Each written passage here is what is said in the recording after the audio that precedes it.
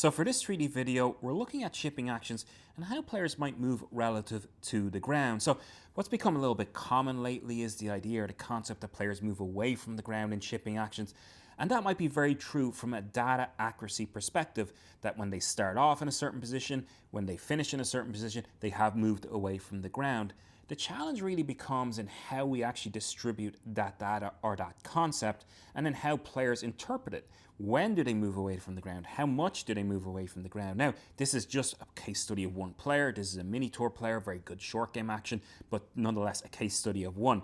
However, if we were to look at this action and just play it through, ask yourself, when you're looking at this action from an aesthetic perspective, do you believe this player moves away from the ground? You would probably answer yes. Then I would go back and play it again and go, when? When does the player move away from the ground?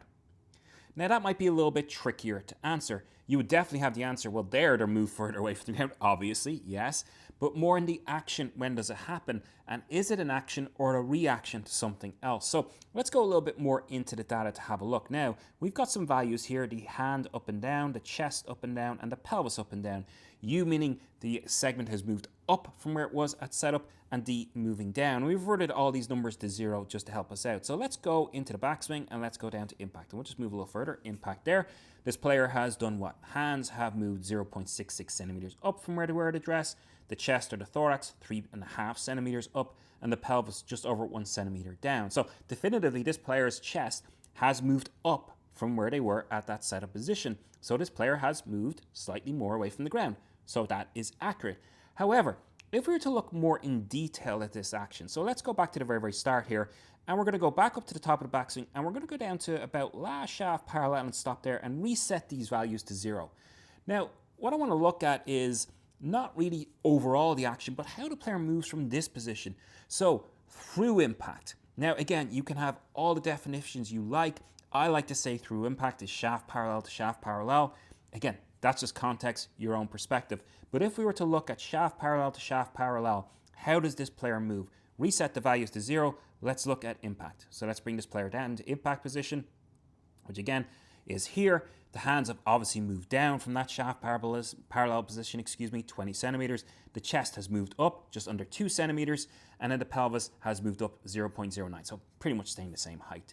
So really, when we're talking about that player from shaft parallel to impact, the chest has elevated just under 2 centimeters. So again, just under, let's say, 1 inch. Now, if we were to continue on post-impact to shaft parallel on the way through, how much is that player elevated?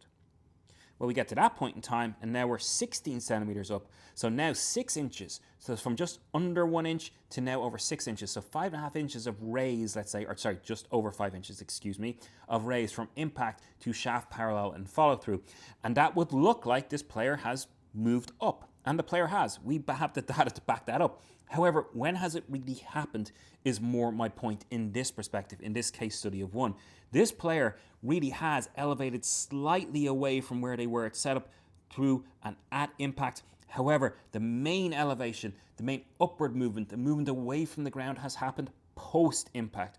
Now, why that happens, again, you can have many influences. You could say that the player is looking towards the target as they move through impact. So as the eyes start to gravitate up towards the target, that may elevate the chest, the thorax up. You could also say that the chest is going more into extension, less forward bend. That might affect the values also. You can say that the player is maybe using a little bit of ground reaction on the short chip shot. You can say the player is just the idea, hey, concept that they've learned to do this, right? Many different influences. However, in this particular case, this player is not moving away from the ground excessively at impact or slightly before impact. They are doing it more post-impact. So you could say this player, really, if we went back to the very first swing that we had, all data back to 0, into backswing, we know they've moved up slightly in that backswing position. The chest has moved up. So as they come back down, there's impact. Chest is 3.5 centimeters. And again, post-impact, now we get that big number going up to nearly 16, 17 at shaft parallel. So just the idea when you're discussing, hey, moving away from the ground, maybe you've seen great players do it, maybe you want to explore it yourself. When does it really happen? In this case, again, stressing, case study of one, this player has moved more away from the ground post-impact than they did at the point of impact. So perhaps when exploring moving away from the ground, the idea maybe having it happen a little bit later, a little bit earlier, might be something fun to explore in terms of how valuable that piece of information can be for you.